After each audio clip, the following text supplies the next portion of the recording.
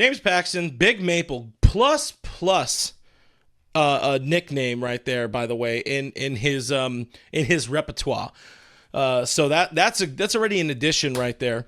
But Paxton, 19 starts last year, was solid. Again, this is not a guy that needs to be a number 1 or even a number 4, really. This is a guy that needs to be a number 6, a number 5, an innings eater, somebody that in the event of an injury, in the event of struggles with some of the younger guys, he picks up some of those innings and adds to the starting rotation, makes it where, Yoshi Yamamoto, where Tyler Glasnow, where Walker Buehler, they were never going to get anywhere near throwing 200 innings this year, but they won't have to rely on them going really, really deep into the innings count during the regular season, because as we've talked about now, and I've talked about it for years, it feels like, especially the last 2 seasons, we don't need to give a shit about the regular season. We don't need to see this team go out and win 100 games. I don't care if they win another division title.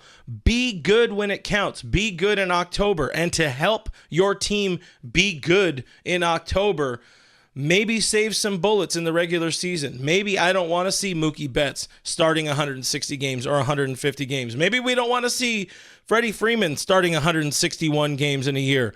Give themselves some days off, and Paxton will give the starting rotation a little bit of a breather, a little more of a buffer, and now you're not suddenly relying on Emmett Sheehan to be your number 5 guy to start the season, even though, again, the schedule, like I've said in a number of videos, the schedule is very much on the Dodgers side over the first 2.5 months of the season. They can get away with a short staff, giggity.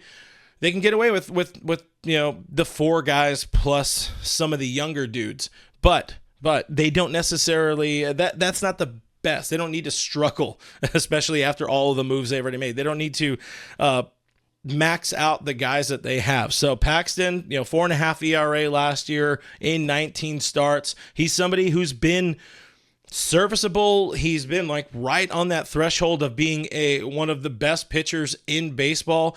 Doesn't have much in the way of accolades. Doesn't have a whole lot of track record of insane success behind him.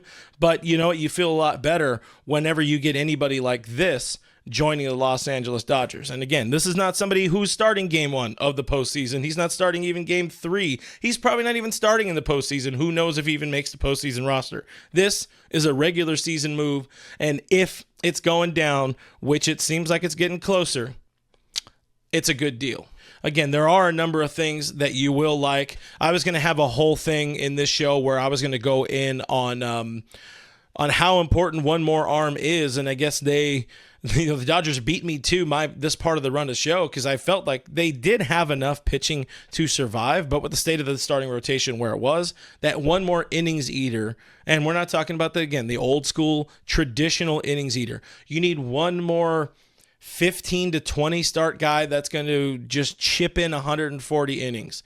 I was going to go all in on saying Hyun-Jin Ryu. Obviously, that's not going to happen now, so we won't talk about Hyun-Jin Ryu. But with Paxton, where this part of the addition is nice, is it's that added safety net.